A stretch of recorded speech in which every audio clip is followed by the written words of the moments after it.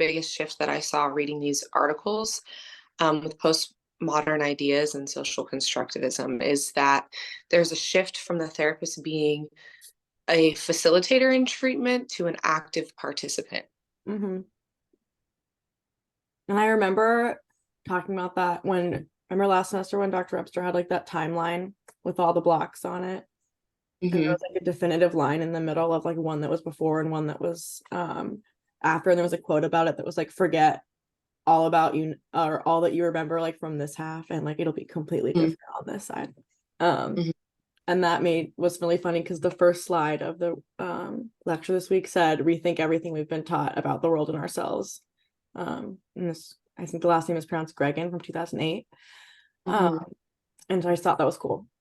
And another thing it said was talking about restructuring problems as solutions. So like, I'm trying to think of the right way to explain it, but like if a really simple type of session, with someone coming in with generalized anxiety, you could say something like, is this like your main problem, or is it like we can look at it as a solution or use it as an advantage, which is really cool, like reframing.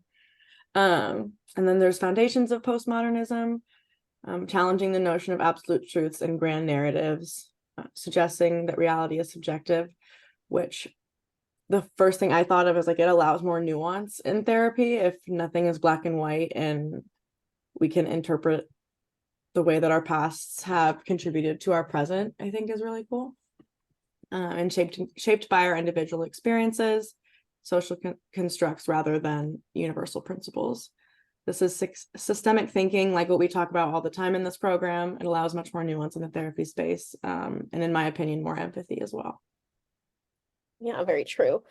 I mean, and like as we've seen like throughout the readings or different readings, like the articles and stuff, like there are several key shifts that happen with postmodernism. So like first of all, with deconstruction, therapists are like there to deconstruct dominant viewpoints and narratives in order to explore the more subjective ones, or like experiences of people, either if they're individuals or families, in order to look at the different truths and perspectives that people have, because some people, like you could be in the same family and have like shared an experience, but have different truths in how you experienced it, if you know what I mean.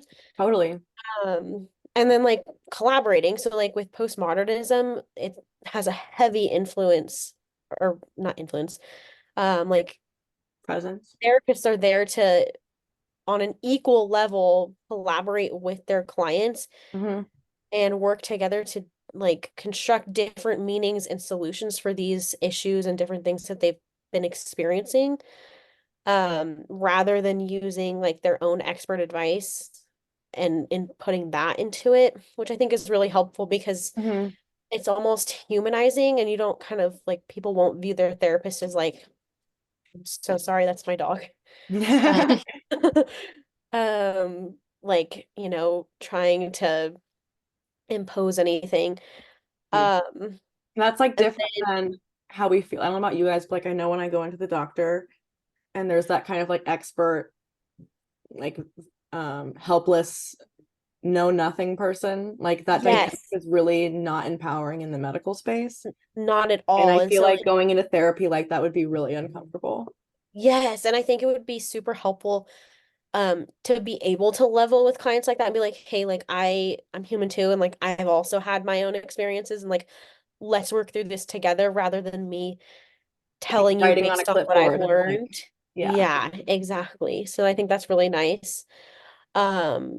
And then there's like social constructionism, where the role of social and cultural context within shaping individuals and families has a much bigger emphasis. And so us as therapists are supposed to explore these different norms in society and try to help in like with that influence the lives of clients and their relationships in order to try to help them move forward, and rather than staying in the past. So I mean, and with that, like there's a couple different like specific therapies that are used with postmodernism. So I don't know. I mean, if one of you guys want to pick up on that more. I was gonna say really quick too, I feel like there's a couple things that I don't know, I was thinking about when you were reading or saying your last sentence, like from your notes, it's like I was trying to think of like all the different things that we talk about like social constructs, because saying social constructionism sounds like, I don't know, I hearing just social construct in my mind like triggers all these thoughts. And I was thinking about like the one that I think about all the time is always money, and how like, Yes. people's finances literally affect everything. And it's so insane that for such a long time on like that timeline that we had, half of it no one was talking about like literally people's financial situation, which objectively this impacts everything in your life regardless of Definitely. what else is going on. So I feel like that's really great. But I know, Hannah, you were going to talk about narrative. Yeah, I mean, not surprisingly, with all these other things we've already talked about, narrative therapy is really prominent within postmodernism. And really, to put it super simply, it's just like the stories that people tell about themselves and the relationships that they're in and a part of in their lives. But what's really cool about it is that when the therapist takes that active participant role, they can kind of help people almost like rewrite their own narratives. Therefore, like interpret it in a different way. And that is really empowering too, if obviously if done in the right way. So the therapist, really their goal is to kind of highlight the strengths of the client and their both within themselves and in their relationships and in their situation in life or whatever they're talking about, while also simultaneously challenging um, any views that might be oppressive or like not serving them in some sort of way. And then also, Alex, you like kind of briefly touched on it earlier, but solution focused brief therapy is also used in postmodernism. And it is an evidence based practice. I know that in the article, they were kind of saying that some postmodern therapists kind of, there's just this whole debate on what is actually useful as evidence and the purpose of that. But this is technically an evidence-based practice, and it focuses on solutions over the problems. So like what that would mean is that you're focusing on small achievable steps that you can take to make a big grand change instead of sitting there and hashing out your past or traumas or things like that to get to the step. I feel like you just totally changed my understanding of that sentence in a good way. We love Oh. that. That was great. Wait, keep going. I'm sorry I interrupted you. And I think the most important thing to highlight about solution focused brief therapy is that it's really focused on the positive and eliciting like really positive emotions and like I can do this sort of thing. What do you think of, or I guess, what do you guys think about it? If since we brought up the debate aspect of it, do you guys think that it's like good to just talk about the positives all the time, or what do you guys think, or do you not have an opinion? I definitely see the pros and cons to both. Yeah.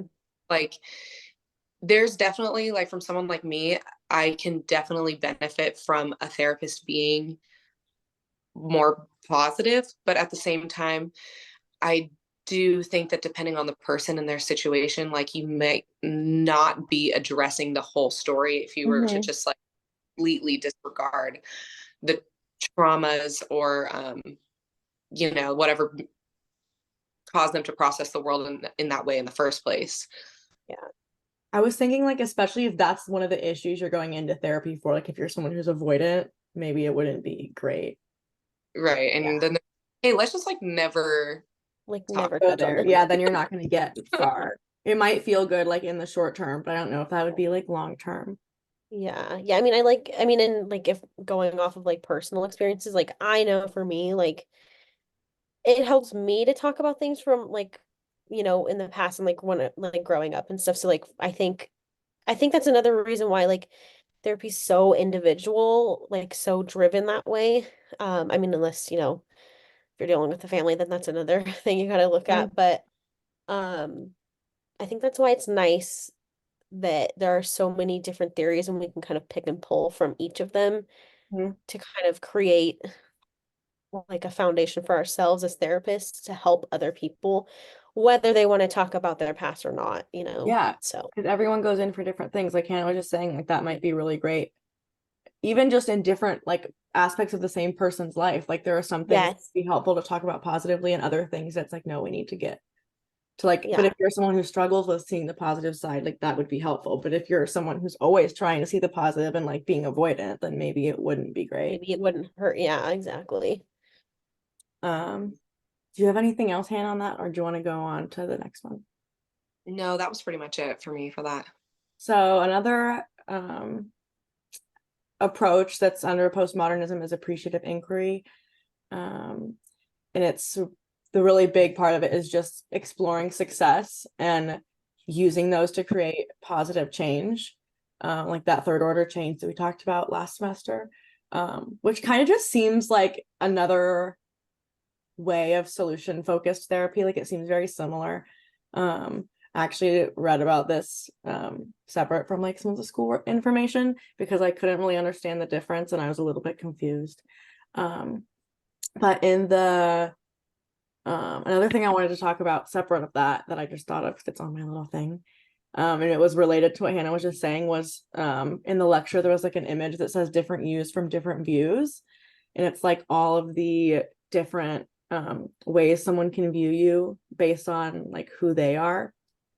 Mhm. And like some of them are really positive and some of them are negative and some of them are neutral. But while we were talking about like being objectively positive in therapy, it made me think of this because half of them are really good and half of them are like a little bit strange things to say to a person. Obviously, like for it starts off with like biologist, you're a mammal, to a hairdresser, you like need a haircut, and then at the end it gets to like Christian and it's like sinner, and I was like, whoa. They just it started being like more less objective and more subjective. And then I don't know, I don't really remember my train of thought of how I was connecting this, but it made me think of it and I was excited to talk about it because I feel like it's really helpful when like to put in perspective of why like so I lost my train of thought. Give me a second. I'm sorry, guys. I was really excited to talk about this. Um, there's this whole like thing that I was on. I'm gonna cut part of this out because I lost my train of thought. But I was No, like, do you guys I know think how it's connected?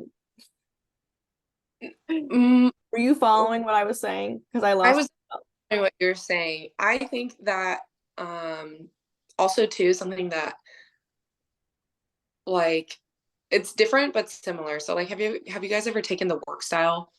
Mm-hmm. Um Yes. that's Yeah. so Mm-hmm. like we do that with all the new hires at my work, and what we do is like kind of just break down, like it helps to break down the way the person sees like work and the way Thank they you. process their work styles and stuff. And so you can go through and say that like based on this test, like this is what really works for this person, this is what really works for this person, and it creates much more of like a collaborative approach for them to like, you know, everyone be able to work together. And it really is like it's kind of like the work version.